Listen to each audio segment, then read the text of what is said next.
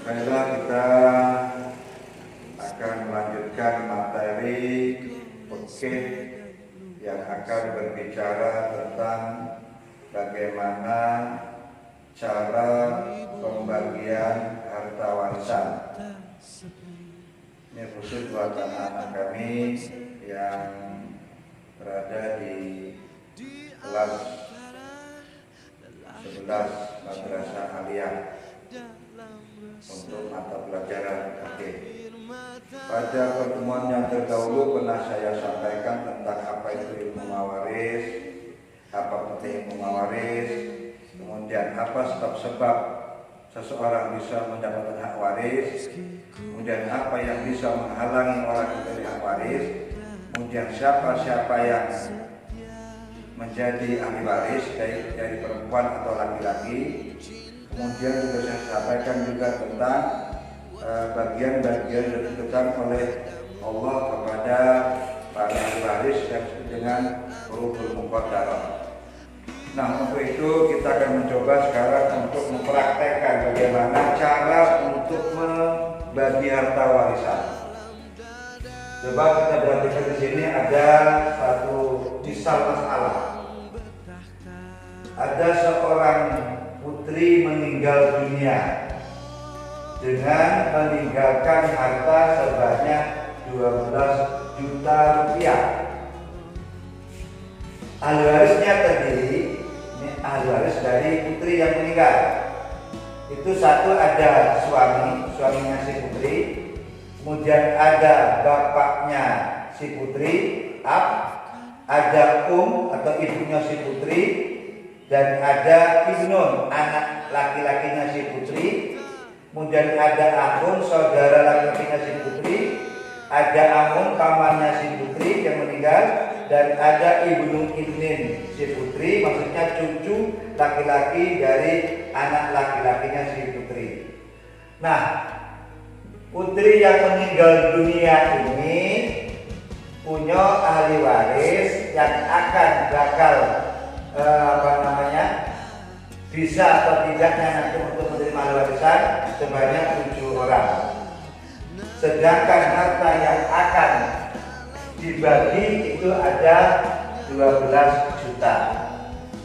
Sebelum kita dapat membagi kemudian berapa bagian-bagiannya, perlu saya sampaikan juga buat anak-anak semuanya bahwa nanti dari 7 ahli waris ini ada namanya suami, ada bapak, ada ibu, ada laki-laki, ada saudara laki, ada paman, ada cucu laki-laki, dan dari ada anak laki-laki. Ini nanti ada yang namanya, dulu saya katakan ada namanya ahli waris yang usul mayit, ada namanya furu'ul mayit, ada al-hawasis. Yang usul mayit itu adalah dari bapak ibu ke atas. Ini namanya usulul mayit ini. Kemudian untuk yang anak ke bawah itu namanya adalah furu'ul mayit. Nih, ibnun, ibnul ibni, ini namanya adalah ahli waris dari furu'ul mayit. Ada yang al-hawasis dari samping seperti akhun, amun, saudara, paman itu adalah ke samping itu. Sedangkan suami ini adalah ahli waris dari sebab adanya pernikahan. Kalau yang bapak, ibu ini ahli waris nasab, ini juga ahli waris nasab, ini juga nasab. Artinya ada hubungan darah. Ini namanya usulul mayit, ini namanya furu'ul mayit, ini namanya adalah al-hawasis. Suami ini ahli waris dari putri karena adanya pernikahan atau sebab pernikahan. Kemudian mereka ini ada yang sudah ditentukan bagian-bagiannya Al-Quran. Nah, sekarang berapa bagiannya si suami? Suami ini mendapatkan seperempat.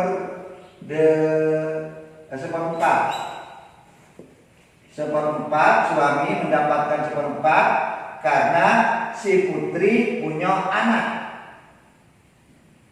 Kalau andaikan putri nggak punya anak, maka suami akan dapat seperdua.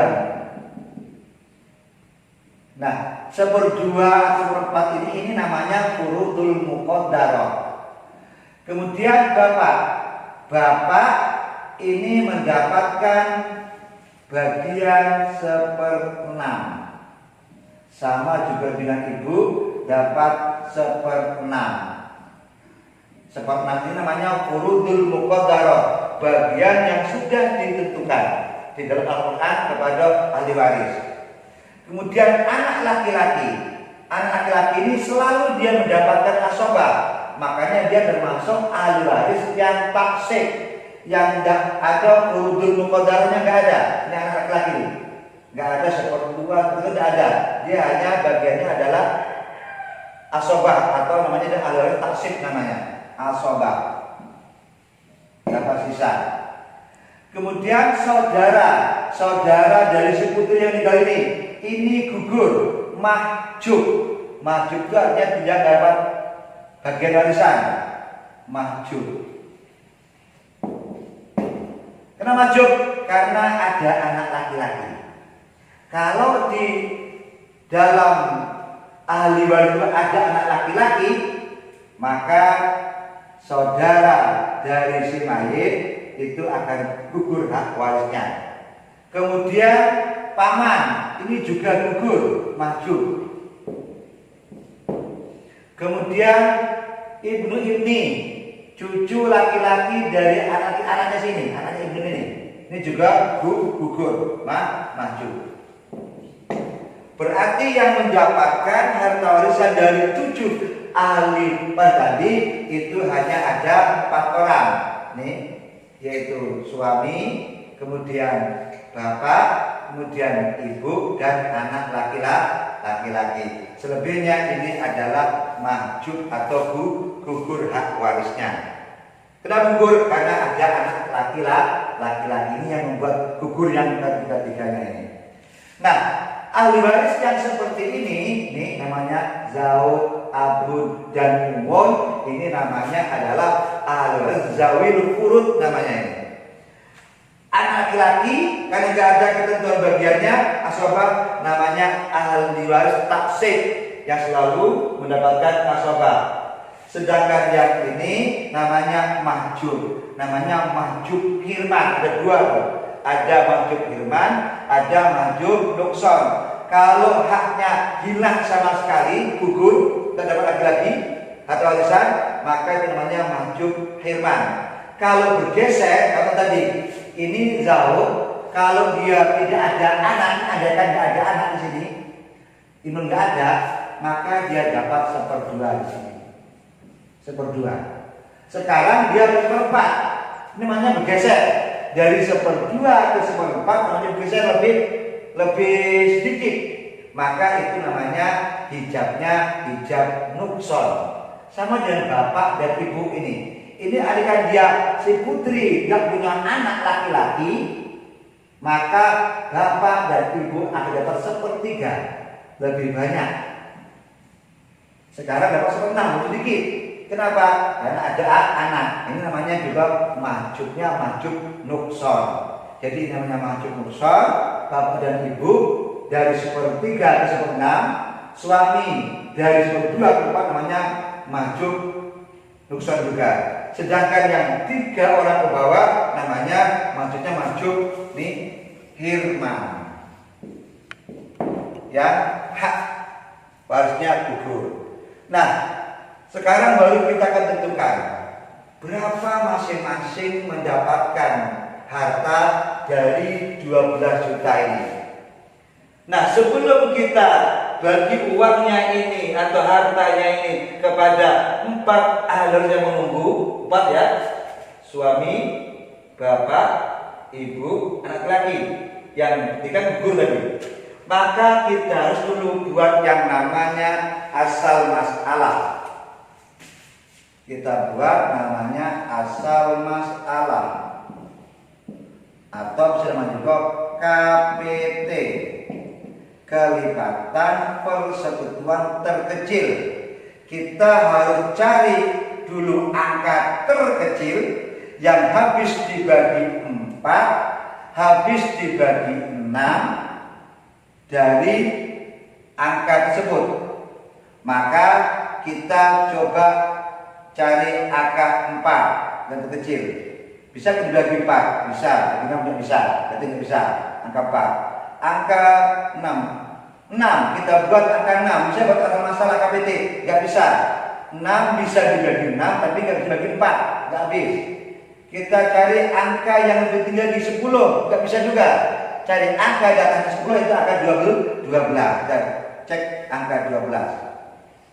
Angka 12 kita coba jadikan asal masalah. Nanti untuk membantu bagaimana bisa memudahkan membagi 12 juta ini habis dibagi pada 4 orang ini.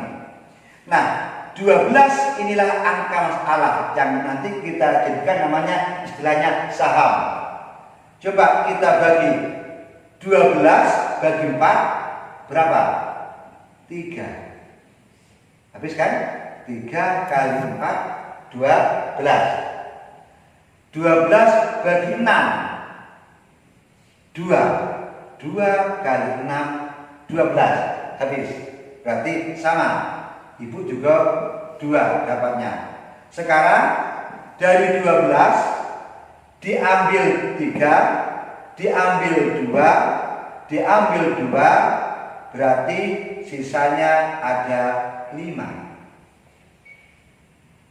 3, 2, 5, 7, 5. Berarti anak laki-laki mendapat 5 bagian, ibu dapat 2 bagian, bapak dapat 2 bagian, dan suami dari si putri dapat 3 bagian.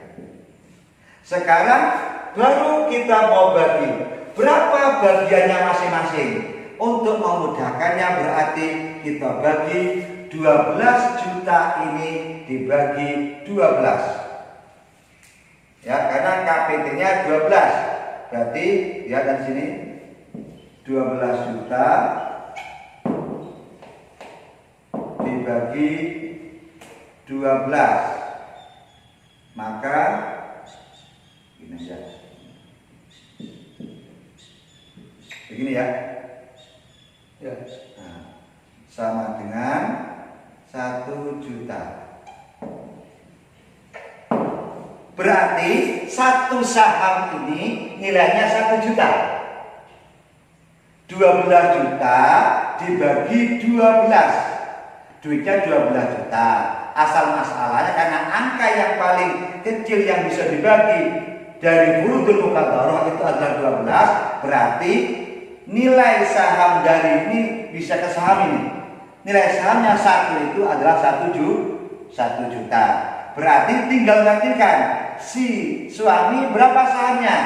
3. Berarti 3 kali 1 juta sama dengan 3 juta. Kemudian si bapak tadi dapat berapa saham? Dapat 2 saham kali 1 juta sama dengan 2 juta. Sama, ibu juga sama 2 kali 1 juta. Artinya 2 saham kali 1 juta. Dapatnya juga 2 juta.